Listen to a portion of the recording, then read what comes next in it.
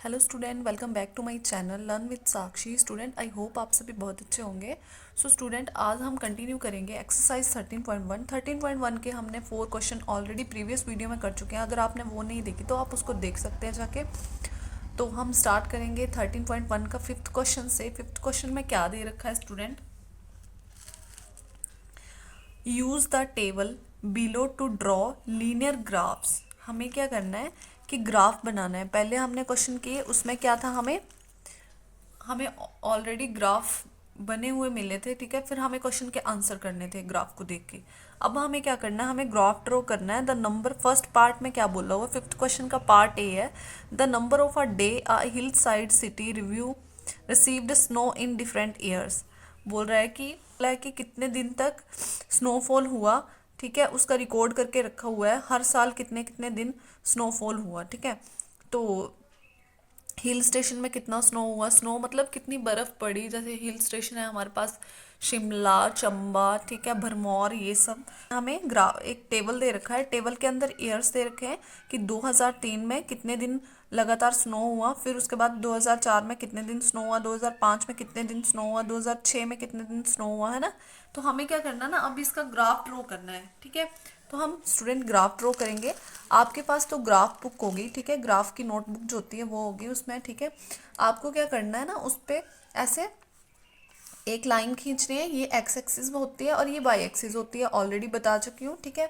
X axis पे हमने air ले लिया, आपकी चॉइस है, आप वाई एक्सिस पे भी एयर ले सकते हो, एक्स एक्सिस पे भी एयर ले सकते हो। मैंने एक्स एक्सिस पे एयर लिए हुए हैं और वाई एक्सिस पे नंबर ऑफ डेज लिए हुए हैं, ठीक है।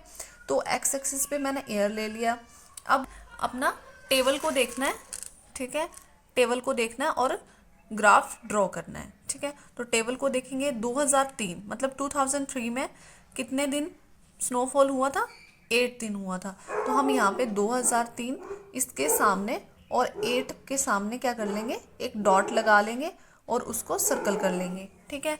फिर 2004 में कितने दिन स्नोफॉल हुआ था, 10 दिन स्नोफॉल हुआ था, ठीक है। तो हम यहाँ पे 2004 के ऊपर जाएंगे स्ट्रेट, फिर 10 के सामने हम डॉट लगा लेंगे। अब 10 कहाँ पे है, ये मैंने 8 लिया हुआ है, फिर यहाँ पे 9 होगा, फिर यहाँ पे 10 होगा, ठीक है। तो यहाँ पे आ जाएगा 10 का, मैंने पॉइंट डॉट लगा के ऐसे सर्कल कर दिया, ठीक है। फिर नेक्स्ट क्या बोला हुआ, 2005 में 5 डे हुआ था, तो यहाँ पे आ जाएगा 2005। और 5 कहाँ पे आएगा, ये आ गया हमारा 4, और इसके जस्ट ऊपर क्या हो जाएगा हमारा 5। आपके पास ग्राफ बुक होगी, उस पर बहुत अच्छे से ऐसे बॉक्स बने रहेंगे, तो आपको वहाँ पे बहुत इजी होगा, ठीक है। ऐसे आपको डॉट लगा देना है वहाँ पे 5 के सामने। फिर देखो 2006 में कितना हुआ, 12 हुई है, तो 2006 ये रहा, और 12 के सामने हम क्या करेंगे, एक डॉट लगा देंगे। तो ये आ गया हमारा 12 के सामने भी एक डॉट आ गया। अब हमें स्टूडेंट क्या करना है, स्केल की हेल्प से, स्टूडेंट आपको स्केल की हेल्प से इन डॉट्स को ना ऐसे मिला देना है, ठीक है। स्केल की हेल्प से मिलाना है आपको, ऐसे डॉट्स को मिला देंगे और ये बन जाएगा हमारा ग्राफ, ठीक है। तो बस ऐसे ही आपको ग्राफ ड्रॉ करना है, ठीक है। आई होप आपको क्लियर हो गया है। इसी तरह से इसका पार्ट बी भी पूछा हुआ है, population of a man and women in a village in different years.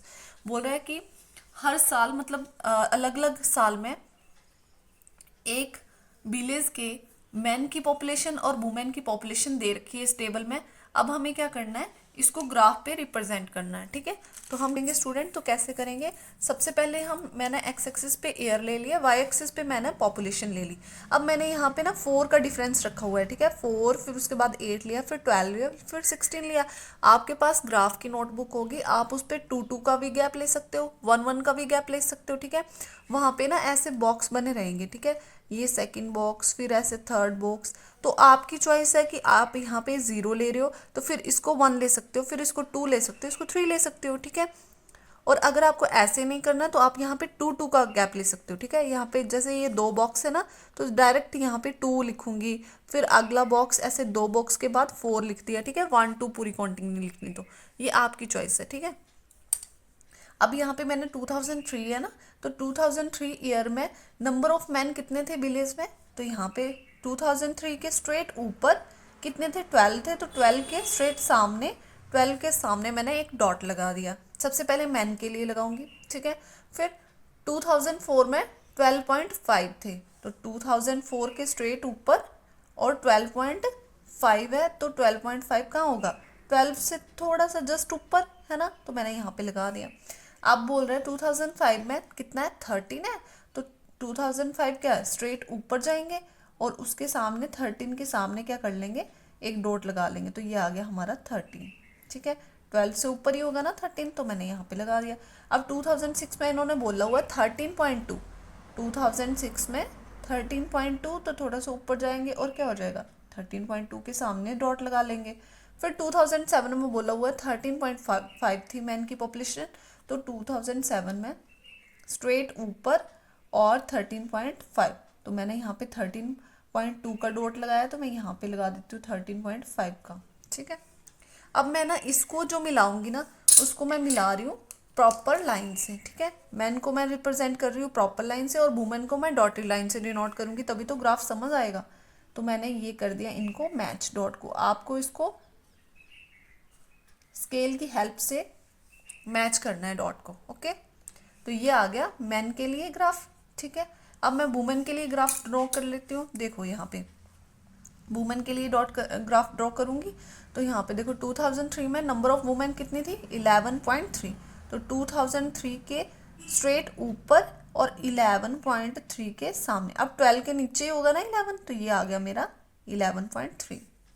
अब 2004 में नंबर ऑफ वुमेन कितनी थी, 11.9, तो देखो स्ट्रेट ऊपर और 12 के जस्ट बगल में, 12 के जस्ट पास में ही तो होगा 11.9, है ना। 11.9 फिर उसके बाद क्या आ जाता है, 12 आ जाता है, तो ये 12 रहा और ये आ गया मेरा 11.9। अब 2005 में नंबर ऑफ वुमेन कितनी थी, 13 थी, तो देखो 13 तो मैंने पहले से ही डॉट लगाया हुआ है। ठीक है, 13 के सामने ये हमारा 13 रहा, 13 के सामने मैंने ऑलरेडी डॉट लगाया हुआ है।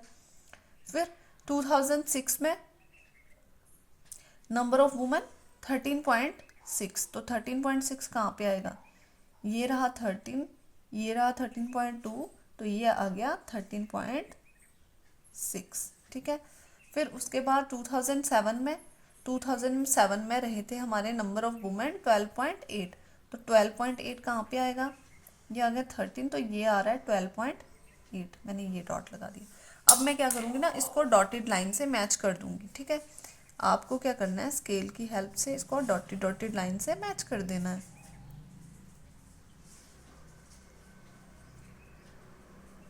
मैच कर देंगे इन डॉट्स को, तो ये आ गया वुमेन के लिए ग्राफ आ गया। ठीक है, तो ये मैंने यहाँ पे लिख दिया वुमेन। बस स्टूडेंट आपको ग्राफ पेपर पे ऐसे ग्राफ ड्रॉ करना है। सो आई होप आपको क्लियर हो गया है। क्वेश्चन नंबर 6 में देखेंगे स्टूडेंट। क्वेश्चन नंबर 6, एक courier person cycle from a town to a neighbouring suburban area to deliver a parcel to merchant. बोल रहा है कि एक कुरियर पर्सन है, जो डाकिया नहीं होता, पोस्टमैन, वो ठीक है, डाकिया क्या कर रहा है, अपना एक डाक लेके जा रहा है कहाँ पे, टाउन से, कस्बे से एक सब अर्बन एरिया में, ठीक है, एक विलेज में, to deliver a parcel to merchant, किसी को पार्सल देना है उसको। ठीक है, his distance from the town at different time is shown by the following graph. बोल रहा है कि उसका डिस्टेंस कवर्ड किया हुआ, ठीक है, कितने टाइम पे वो कहाँ पहुंचा, ग्राफ पे बताया गया है। ऑलरेडी उन्होंने ग्राफ दे रखा है हमें हमें क्या करना है, इस ग्राफ को देख के इन क्वेश्चंस के आंसर करने हैं। ठीक है, तो करते हैं स्टार्ट फर्स्ट पार्ट से। फर्स्ट पार्ट में बोला गया है what is the scale taken for the time axis. बोल रहा है कि ये जो टाइम एक्सिस है ना, ये रिप्रेजेंट किया हुआ है, ये रिप्रेजेंट किया हुआ है टाइम, तो इसको बोल रहा है ये टाइम एक्सिस, और इसको एक्स एक्सिस भी बोलते हैं और इसको वाई एक्सिस बोलते हैं, है ना, ये तो मैंने बता रखा है। तो ये जो बोल रहा है ये टाइम एक्सिस है ना, तो बताओ कि कितनी स्केल यूज की गई है। ठीक है, टाइम को रिप्रेजेंट करने के लिए कितनी स्केल यूज की गई है। तो यहाँ पे स्टूडेंट देखो, मैंने यहाँ पे ना बॉक्स, ऐसे बॉक्स के लिए डॉट डॉट लगा दिया हुआ है।